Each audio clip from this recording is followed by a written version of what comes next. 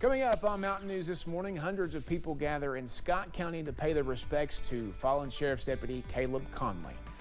And health experts here in Kentucky want to explore the possibility of a plant from Africa helping people recover from opioid addiction. Dedicated to Eastern and Southern Kentucky, this is WYMT Mountain News This Morning.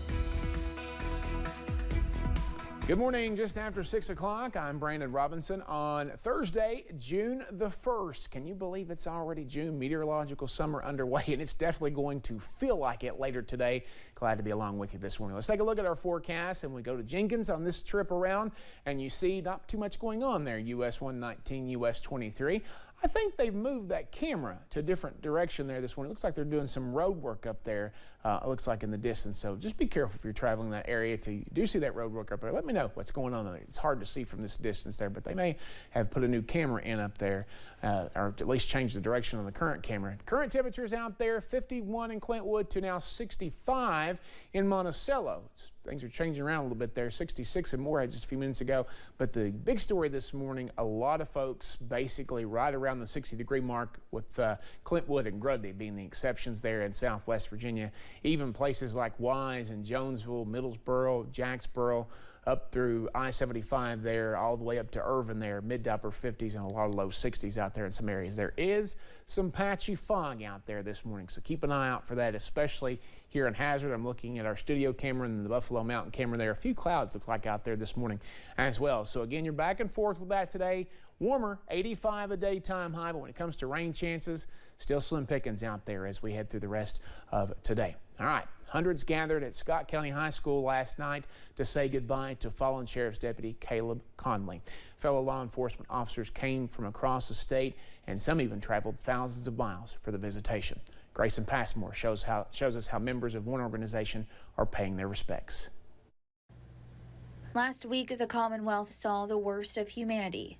Wednesday, we're seeing the best of it. And it could be any one of us, any day.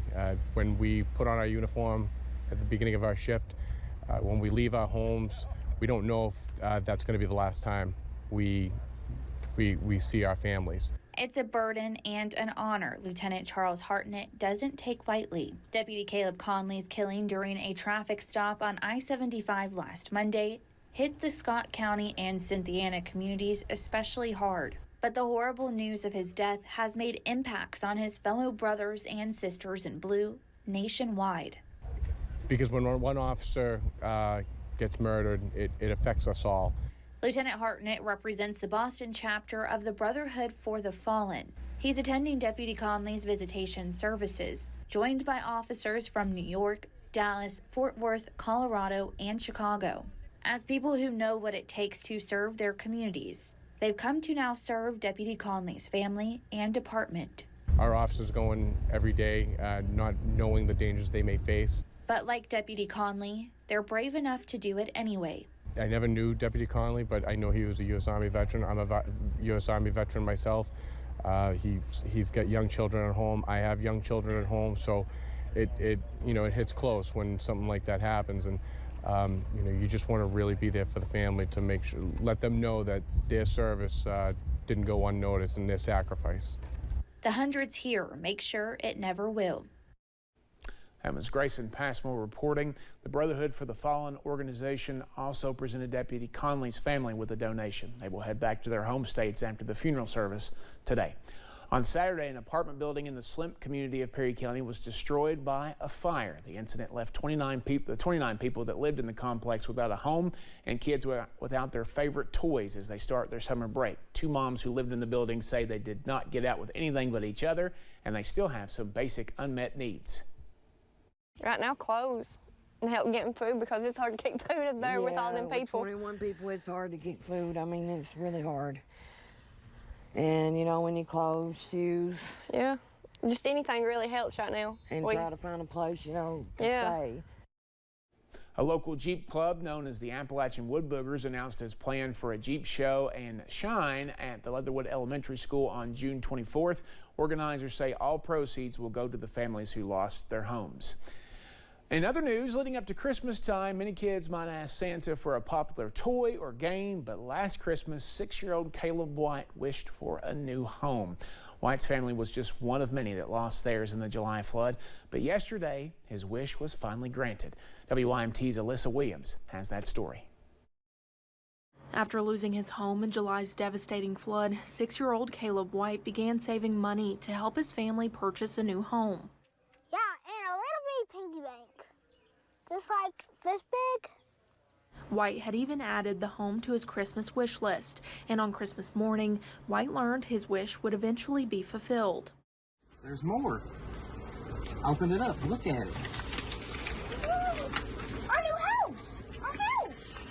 In our own way, it was a dream come true. We were able to do something that 6 months before, whenever the flood had happened, we would have said would have been absolutely impossible. On Wednesday, the family gathered with Team Kentucky officials, the Housing Development Alliance, and other community members to receive the keys to their new home. Exciting! What do you think? Thank you. This is what makes everything that we do worthwhile. To have a day like this when you can see a little 6-year-old boy who has his whole future ahead of him get a roof over his head that's going to always be there. The White's home is just one of many to be funded through the Housing Can't Wait initiative, which is a project led by the Housing Development Alliance, the Foundation for Appalachian Kentucky, and in partnership with Team Kentucky and several other organizations. Recovery is a marathon and not a sprint, but anytime you can get that win, see that family get in the home, it's obviously an excellent day. And for Spider-Man enthusiast Caleb White, he says he is excited to get the opportunity to decorate his bedroom in his favorite superhero.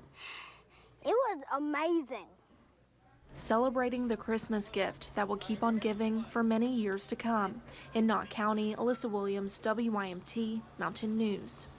What a great story. Last time we checked in with Caleb, he had a baby sister on the way. His dad says he is excited for not only Caleb to enjoy the home, but also his new baby sister, Maggie. Police in Bell County are asking for your help finding a missing man.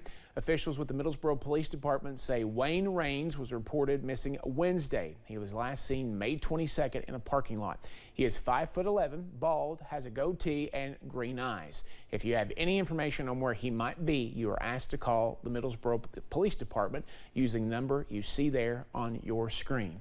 Moving on to health news, could a West African plant cure opioid addiction? That is what the Kentucky Opioid Abatement Advisory Commission wants to explore. The commission shared plans yesterday on those new therapeutic treatment options. It is called Ibogaine, and right now it's not approved by the FDA, but Susan Osterman wishes her son Tyler could have gotten the treatment. She says she is frustrated by the FDA's lack of urgency. When I think about the loss of lives, I don't sleep at night. It's 300 people a day in this country are dying. Kentucky is number 2 in the nation in terms of per capita rather, in terms of opioid overdose death rates, but the commission wants to be number 1 in the solution. During the COVID-19 public health emergency, more people across the state were eligible for Medicaid and Medicare, and benefit renewals were automatically completed. Now, since the emergency has ended, yearly renewals are starting up again. WYMT's Jordan Mullins talked with Anthem Medicaid in Pikeville at a renewal resource event about the changes and a local organization about how the event is impacting the community. After the end of the COVID-19 public health emergency, those eligible for Medicare or Medicaid must now renew their benefits, and Anthem has begun hosting events to help folks across the state. With the Medicaid renewals that they're doing, we have set up events throughout the state to provide our members with information about what to do if they were to receive a renewal notice. On Wednesday, Anthem hosted a renewal resource day at the Westcare Perry Klein Emergency Shelter in Pikeville, inviting folks to come in and get help renewing or updating their information. It's really important for Medicaid members at this time to have their information in the system and up to date, their phone numbers, all their contact information, their emails, their mailing address, wherever they receive their mail. It's really important that that is all up to date. Anna Bevins, program director at the Perry Klein Emergency Shelter, adds that while this is a community event, it is also important to the shelter's clients, helping them succeed. This is to bring awareness to your health, to make sure that you get the things you need to keep you healthy and keep you working and keep you able to succeed and bringing in other organizations to offer assistance. Just bringing that all in one place where they can get that done at the same time. We even have the housing authorities here, so they can also apply for the housing and jobs and things like that. It's really nice to have all that in one spot for them. Coming together to ensure no one is left behind. In Pikeville, Jordan Mullins, WYMT Mountain News. Anthem officials add to visit connect.ky.gov for more information on how to renew your benefits, update your information, and check your eligibility for several programs.